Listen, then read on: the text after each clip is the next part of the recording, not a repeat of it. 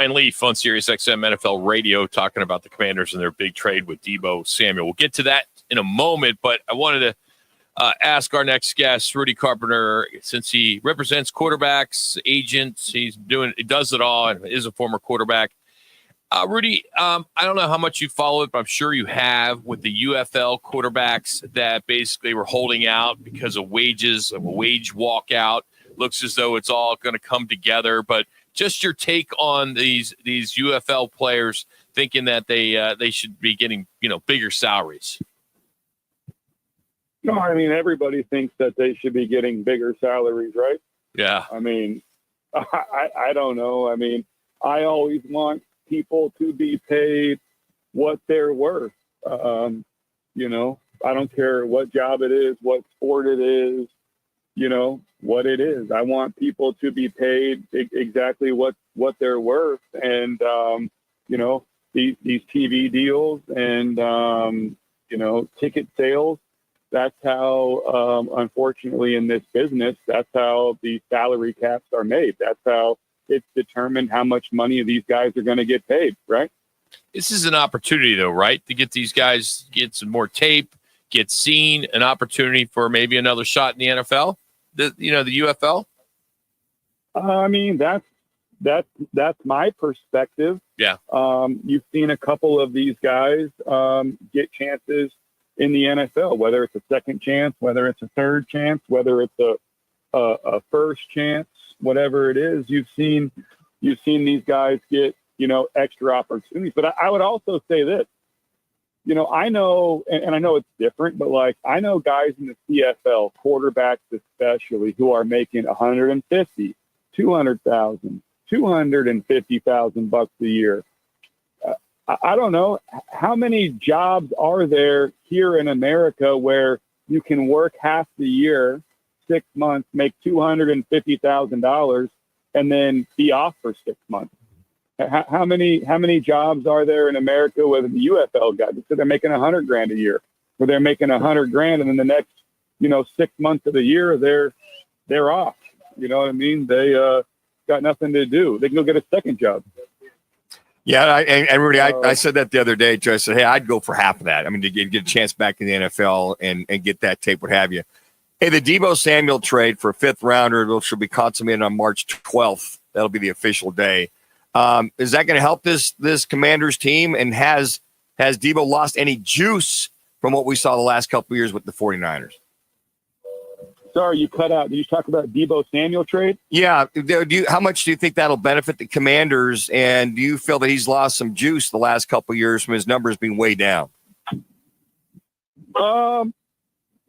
Number one, he is absolutely going to help the Commanders. I mean, Cliff Kingsbury's an aggressive play caller. He's a creative play caller. He's going to know how to get Deebo Samuel lined up. He's going to know how to get Deebo Samuel mismatches. He's going to know how to get him the ball. Deebo's a tough guy, tough runner, good with the ball in his hand. And, he's a guy that you want to try to find ways to get the ball to. And Cliff's going to be able to do that without a doubt, right? Has he lost juice? I don't know if he's necessarily lost juice. I think his numbers are down because of his injury situation. And he just hasn't been able to play in the same amount of games that he was playing in when he first entered the league. So I think for Deebo, it's just really about him staying healthy. If he can stay healthy, he's a guy that causes mismatches all over the field, and he's a tough competitor. He's one of the best guys in the NFL when it comes to yards after catch.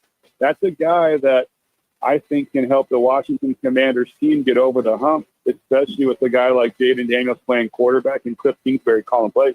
You feel he'll be more valuable inside at slot or on the outside? How do you see Cliff using him, or a combination of all the above? I think it's a combination of all the above. You're going to want to get him outside because when you put him outside, that's going to help identify coverage, right? You're going to want to put him in the slot, again, because in the slot you can create mismatches. I also think he's a guy that you're going to want to put in the backfield. You're going to want to put him out there back there in the running back spot. And let him get mismatches against linebackers in the passing game, get mismatches against safeties in the passing game. But I also think that he's a guy that you want to hand the ball to. Deebo Samuel is at best when he has the ball in his hands. So putting him at running back is the easiest way to give it to him. You just give it to him, or you can throw him swing screens out of the backfield, option routes out of the backfield. To me, he's a guy that you want to move all around all different places. Rudy Carpenter's our guest on the Right Toyota guest line. Rudy, over the weekend, Rams QB Matthew Stafford agreed to a restructured deal. There were reports that the Raiders were chasing him as well, but he decided to stay with the Rams. To be honest with you, and I want to ask your opinion on this, are the Rams, after how well they played, they came within a whisker of beating the Eagles in Philadelphia in the playoffs. How close now do you believe they are to being a Super Bowl contending team? I don't really know. I mean, what have they done to get better this offseason? I mean, if you think about it, they're most likely going to lose one of their best players on offense in Cooper Kupp, right? They've made it clear already that he's a guy that they want to trade. He's a guy they want to try to find a new home for and or get rid of. And so losing a guy like Deebo or losing a guy like Cooper Kupp is not going to make you more productive on offense. And in all reality, they're losing Cooper Kupp because of a money issue. So that's a guy when healthy that gives you a lot of production. So I'm not necessarily sure that the Rams have done anything to get better this offseason or add pieces. The other thing too, Rudy, is you looking at this combine, going back to the combine and having those receivers. It looks like Travis Hunter wants to play both in the National Football League. Number one, extremely difficult to do that. He made it very well known that if he was going to work out, be as a DB, how difficult of a transition, or do you think a team will allow him to play both if he gets whomever drafts him?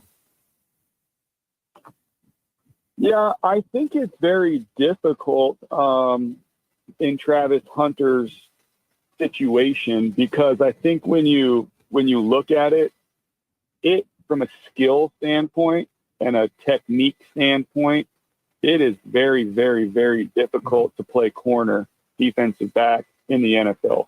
Very, very, very difficult.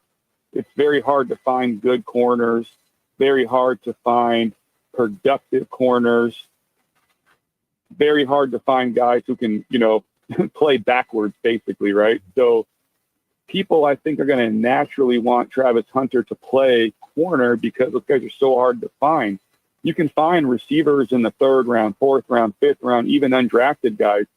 We see it happen all the time. I also think from a pure business standpoint and a money standpoint, I mean, when you find these corners, these guys can really, really get paid. I know we've seen these wideouts get paid lately too, but corners can really, really get paid. I would imagine that Travis Hunter's situation is probably going to be very much like Dion, very much like Charles Woodson, very much like a Champ Bailey, where a team's probably going to draft him to play defensive back and then just find ways to get him the ball on offense, every now and then. Rudy, what do you think is a tougher position, two-way in football or two-way in baseball? Being, on baseball, being a pitcher and then obviously being an offensive player as well.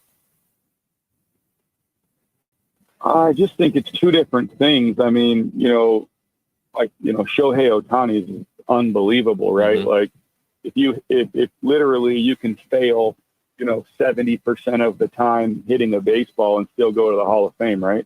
Yeah, good point. True. Yes. Like how difficult baseball is. But I think when you're talking about like how difficult it is and how taxing it is on the human body, I mean, it's really difficult for guys that are just playing one side of the ball to make it through an NFL season without getting hurt, to make it through an NFL season without their body being completely destroyed. I mean, they're two different skill sets. They're very, very, very different things. I think when you talk about, taxing on the body and then you talk about pure athleticism, I think football is harder. But if you talk about a pure just skill for skill, obviously pitching a baseball is very difficult and hitting a baseball is very difficult. So I don't know. Were you a big baseball player, Rudy? Yeah, I was. Yeah. So Played a lot of baseball. Could you were you looked at it all in high school for baseball, or were you strictly going football? It's actually a long story. Yeah, I would say probably very much like Tyler Shook, who you know from a baseball standpoint. I remember every single year, even in college, talking to Major League Baseball scouts every year when the draft would come up. So yeah, that is what it is. But yeah, I was a very good baseball player, good pitcher, good shortstop. Nice. Hit pretty well too. It's Rudy Carpenter, Sun Devil. We appreciate you, man. Have a great week. That's Rudy Carpenter joining us here on Roc and Manuch with Jimmy B. And he's brought to you today by All City Towing. Join the team. That's the largest in the state. All City Towing. They're hiring dispatchers, call takers, a lot of attendants, drivers, customer service personnel. They got all kinds of good jobs that are available to you. Great benefits. It's all up on their website. Go to allcitytowing.com. All City Towing, where your future is on the move. All right, we got some football to get into. Football at 50 on this day. And WWE fans in Canada booed the national anthem. And one announcer was pissed. We'll talk about that next. It's Roc and Manuch with Jimmy B on